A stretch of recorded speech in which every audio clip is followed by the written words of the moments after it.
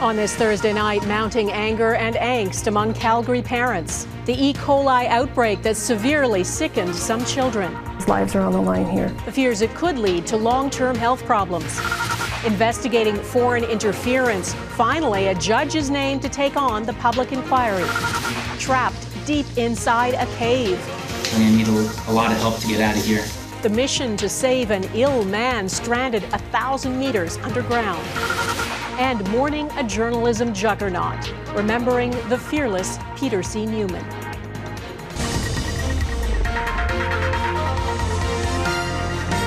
Global National with Donna Friesen. Good evening and thanks for joining us. There is growing anger from parents of more than 100 children in Calgary after an outbreak of E. coli at a number of daycares. Alberta Health Services says there are now 128 lab-confirmed cases of the infection and 25 children are in hospitals. 9 of them have a syndrome which can cause kidney damage, and that's what doctors are most concerned about. Heather Yourex-West has our top story tonight and a warning. The symptoms some of these children are suffering are quite graphic. Sarah McDonald is exhausted and anxious. The past few days, she's been focused on her son's health. Lachlan spent nights on the toilet. He couldn't even sleep in his bed. He was passing not just blood, but flesh in his stool. Her 4-year-old, one of dozens of children who became violently ill after contracting E. coli at daycare. He is now suffering from a bowel prolapse as doctors watch for signs via daily blood tests of a potentially fatal blood and kidney disease. For the families of children who are not actually admitted in hospital, one of the biggest challenges they have right now is these blood tests. People are waiting 6-7 hours in the emergency room every day because the blood tests have to happen every 24 hours. Hemolytic uremic syndrome is a condition most often caused by E. coli. It can cause anemia and impair kidney function. Up to 20% of E. coli patients develop HUS. From the family's point of view, it's a very difficult disease because children can be very well and then 3 or 5 days later be significantly ill with decreased kidney function. It's a road the Link Rogers family has traveled down before. 2-year-old Rhett developed HUS after an unrelated outbreak of E. coli in the fall of 2022. The child went into renal failure and spent nearly 2 months in hospital, including 4 nights in intensive care. He has chronic kidney disease and he has brain damage, so we're dealing with some developmental delays. This current outbreak, first declared on Monday, involves several daycares and schools that all shared the use of a central kitchen operated by the Fueling Brain Academy, though the source of this outbreak has not yet been officially confirmed. According to documents posted on the Alberta Health Services website, the Fueling Brains Academy kitchen and one of the Fueling Brains daycare locations had been found in violation of public health regulations related to food handling before. Anxious parents say they want answers and accountability as they watch to see if their children become sicker than they already are. Heather Yourex-West, Global News, Calgary. The company behind the One Chip Challenge is removing its spicy product from store shelves after the chips were blamed for the death of a teenager in the United States. Pocky says the challenge was intended for adults only with clear and prominent labeling, but it admits it's seen an increase in teens and other individuals not heeding these warnings. The company says it's working with retailers to remove the product. A 14-year-old boy near Boston died after eating one of the chips, which are dusted with 2 of the hottest peppers in the world. His autopsy results are pending. A judge with the Quebec Court of Appeal has agreed to head a public inquiry into foreign interference in Canada. Josée Marie Hogue says she is honored to take on the role of commissioner. She became a lawyer in 1987, mainly practicing corporate, commercial, and civil litigation, and has appeared before all levels in the Quebec civil court system, as well as the Supreme Court of Canada and multiple national and international tribunals. She was appointed to Quebec's Court of Appeal in 2015. Last winter, Global News broke stories about attempts by the Chinese Communist Party to meddle in Canada's federal elections. This inquiry will investigate foreign interference by China, Russia, and other foreign state and non-state actors. It's not known when it will begin or how much of it will be made public. Touria Izri reports. The Trudeau government is trying to counter China's influence with an outreach in Southeast Asia and a major announcement back home. Good morning, everyone. Public Safety Minister Dominic LeBlanc named Justice Marie-Josée Hogue to lead the inquiry. She will be able to undertake her important work with the full support of all recognized parties. Hogue will look into how China, Russia, and other foreign actors tried to meddle in the 2019 and 2021 federal elections. She must submit her initial report by February 2024 and a final report before the end of that year. Hogue was chosen after months of searching and negotiating with opposition parties who want measures in place to protect Canada's democracy. But the Quebec judge does not have national security experience. There is value also in finding a senior, credible justice who comes to this issue with a fresh set of eyes. Why do you need them? She takes over from former Governor General David Johnston and inherits a role mired in partisan fighting. With respect to my connection to the Trudeau Foundation, Johnston stepped down as special rapporteur in June. He ruled out calling a public inquiry and faced accusations of a conflict of interest over his ties to the Trudeau family. I'm really glad that the public inquiry is now starting. We've wasted a lot of time. Last spring, reports emerged that CSIS had detected a plot by China to intimidate Conservative MP Michael Chong and his relatives in Hong Kong. Ottawa expelled a Chinese diplomat in retaliation. Beijing looms large over Trudeau's Asian tour. When asked if there was any chance at a rapprochement with China, Trudeau was unequivocal. A rapprochement, no. Certainly not at this particular moment. Prime Minister Justin Trudeau visited Singapore, Asia's financial hub, to shore up business and reduce Canada's reliance on China, saying economic policy is also security policy. Donna? Touria Izri in Singapore tonight. Thanks. The federal Conservative Party is spending the next few days hammering out what its priorities are going to be before the next election.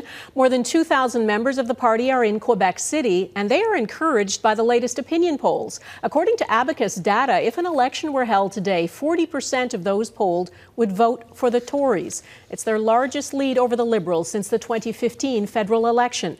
David Akin is at the Conservative Policy Convention. Conservative MPs are in a good mood, and why shouldn't they be?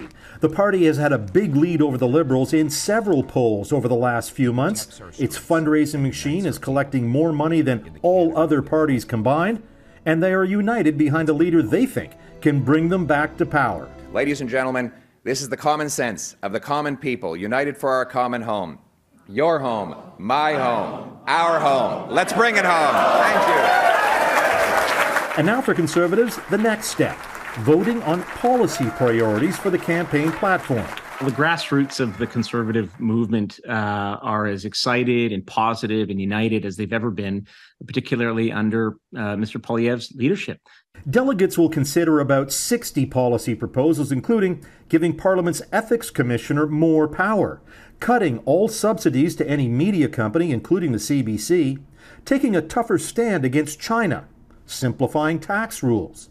Conservatives will also debate proposals to ban minors from gender-affirming surgeries and care, and to ban minors and those dealing with mental health illness from accessing medical assistance in dying. Some of those proposals might be voted down, some might pass, but the final decision to put any or none of those in a party platform belongs to the leader, and the leader's power to do that will also be subject to a vote this weekend. What'll be important for Mr. Poilievre and his team to do, and I believe they're doing this, is to make the case as to why change, including Pierre, is the right choice for Canadian families.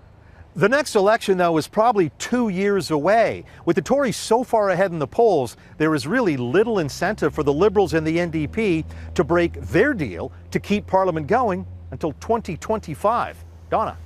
All right, David Akin in Quebec City. Thanks, David. Political tensions were at the forefront of a federal debate on Canada's record-breaking wildfire season. The Liberal government went after their political opponents, claiming the Tories are taking a head-in-the-sand approach to climate change. Eric Sorensen reports on that and the toll the fires have taken on the country this year. More than 6,000 fires, 284 evacuation orders, over 230,000 evacuees. There's never been a year of wildfires like it in this country. But experts believe we will see more like it in the future. Canada's warming about twice as fast as the globe, and the Canadian Arctic about 3 times as fast. This kind of trend we're seeing will be something that we're going to see continually increasing over the decades to come. What stands out is how widespread the fires have been this year, from Nova Scotia to BC to almost the Arctic coast. Quebec has had record fire activity this year, more than 5 million hectares burned, followed by the Northwest Territories, Alberta, and BC. And here's how different it has been this summer. Since 2014, you can see the progression of total area burned by year. It peaks in the early summer and levels off around September at around or below 4 million hectares. Here's 2023. The area burned surpassed all other years by mid-June and kept burning to more than 16 million hectares as of yesterday. And what is also now simmering in this country is a political firefight over what to do. Trudeau's carbon tax. New ads by Conservative leader Pierre Poilievre take aim at the federal government's carbon tax to combat climate change.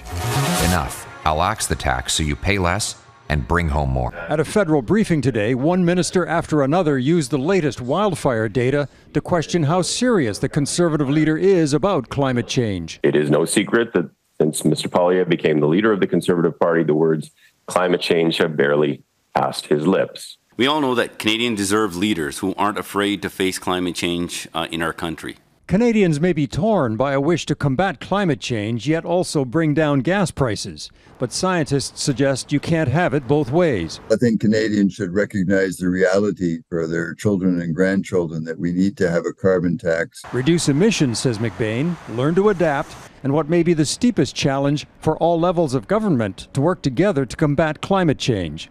The 2023 wildfires, meantime, could burn or smolder in BC, northern Alberta, and the Northwest Territories till late fall or winter.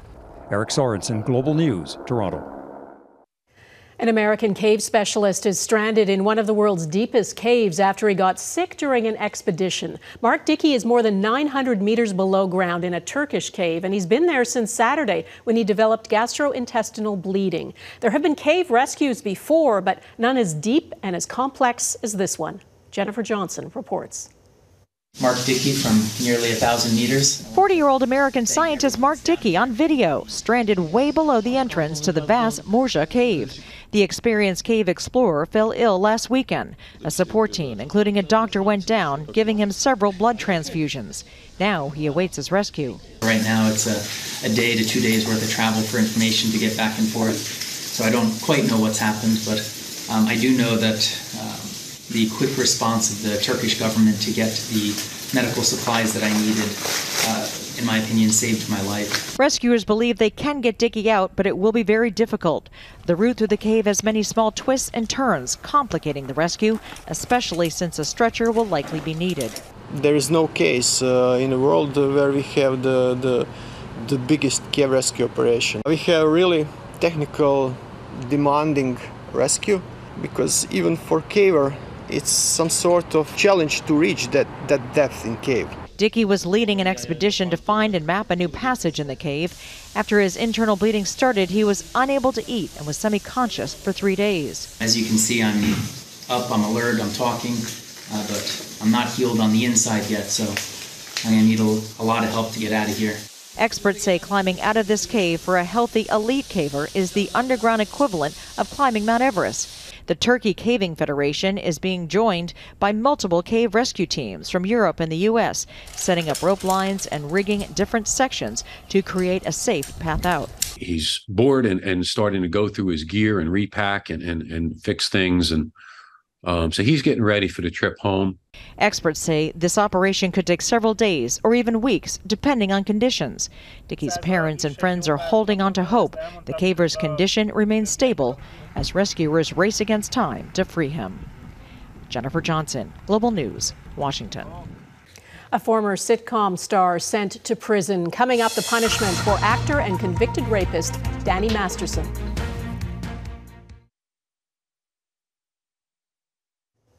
Danny Masterson, an actor best known for the sitcom That 70s Show, has been sentenced to at least 30 years in prison for the rapes of 2 women. He will serve 2 15-year sentences consecutively and must register as a sex offender if released. The women's lawyers said despite persistent harassment, obstruction, and intimidation, these courageous women helped hold a ruthless sexual predator accountable today. The 47-year-old was convicted in May of raping 2 women at his Hollywood area home in 2003 when he was at the height of his career. A mistrial was declared on a 3rd count involving Masterson's ex-girlfriend. The head of one of the most powerful talent agencies in Japan is stepping down after an investigation confirmed her uncle, who founded the agency, had sexually abused hundreds of boys since the 1970s. Julia Fujishima bowed as she faced reporters, acknowledging and apologizing for her uncle's abuses. The allegations against Johnny Kitagawa came to light after a tell-all documentary by the BBC earlier this year. Several victims came forward claiming he preyed on young dancers and singers, and an independent investigation confirmed hundreds of cases of abuse. Kitagawa died in 2019. He was never charged. Bruce Springsteen is postponing all of his September concerts of his world tour on the advice of his doctors. The singer says he's receiving treatment for peptic ulcers, a common and often painful stomach condition. He says he's heartbroken about the postponement. 8 shows are affected. The 73-year-old will now have a 2-month break before the Canadian leg of his tour starts November 3rd in Vancouver. Up in the air ahead, the debate over how to save a 300-year-old landmark in Quebec.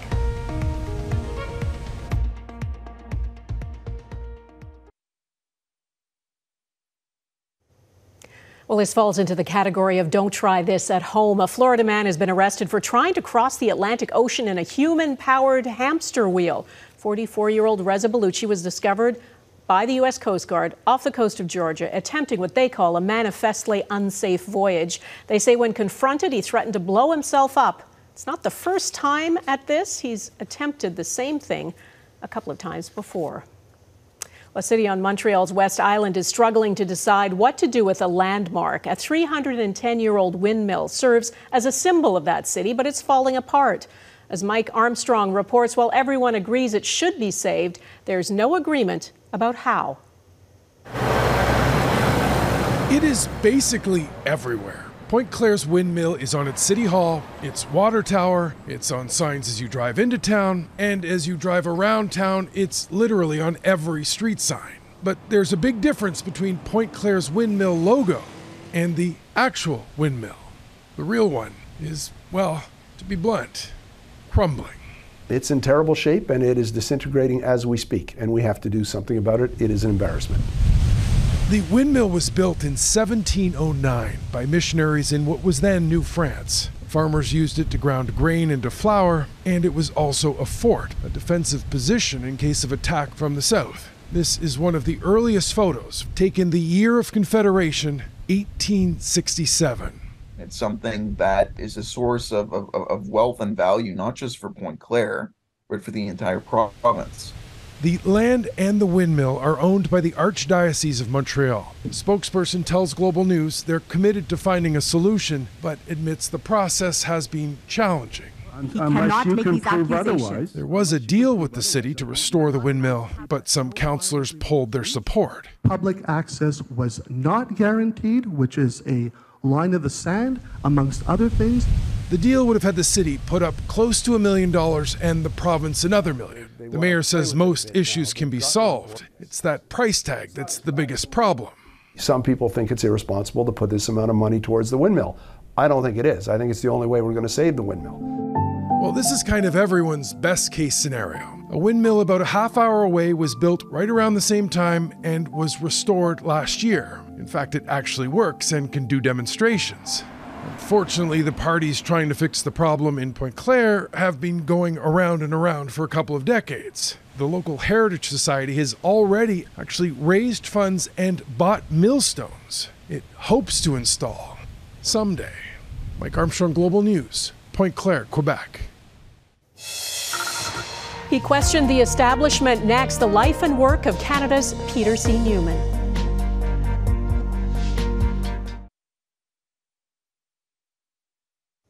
One of Canada's most prolific journalists and authors has died. Peter C. Newman passed away from complications related to a stroke he had last year. His impact on Canadian discourse was felt throughout his decades-long career.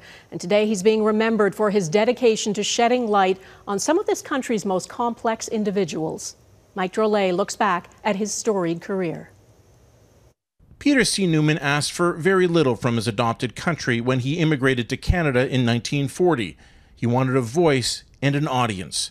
He got both in spades, thanks to a career chronicling Canada's power brokers. Nobody was off limits, from Conrad Black to Michael Ignatieff, the Liberal and Conservative parties, and most famously Brian Mulroney, who was in the wedding party of his third marriage. He really thought he was the greatest prime minister since Macdonald, which is pretty tough because, you know, Macdonald founded the country, so he couldn't best him on that. The former prime minister didn't dispute the facts in the book, but he wasn't happy, offering a joke that wasn't a joke at the press gallery dinner. Peter Newman, go yourself. Canada allowed only a handful of Jewish families into the country during the Second World War. The Newmans got in, but they had to agree to be baptized Catholic. Still, a young Peter Newman loved his adopted home. Never, ever take being Canadian for granted. Those of us who are immigrants don't, and you shouldn't either, because this country has the mandate of heaven. Ultimately, it was that love of Canada that pushed him to question the establishment and all those that held power, regardless of the consequences. There is a tendency in this country to be unduly respectful of our betters, as it were. And I think that what Newman did was that he allowed people to take a chance, take a pot shot, not worry too much about lawsuits. Peter C. Newman, a giant of Canadian journalism, was 94. And that is Global National for this Thursday. I'm Donna Friesen. Tonight's Air Canada is the highest point in the Canadian Rockies, Mount Robson near Valemont, BC. We'd love to see your Canada. Please email it to viewers@globalnational.com. And thanks for watching. Neetu Garcha will be here at the anchor desk tomorrow, and I will see you again on Monday. Bye-bye.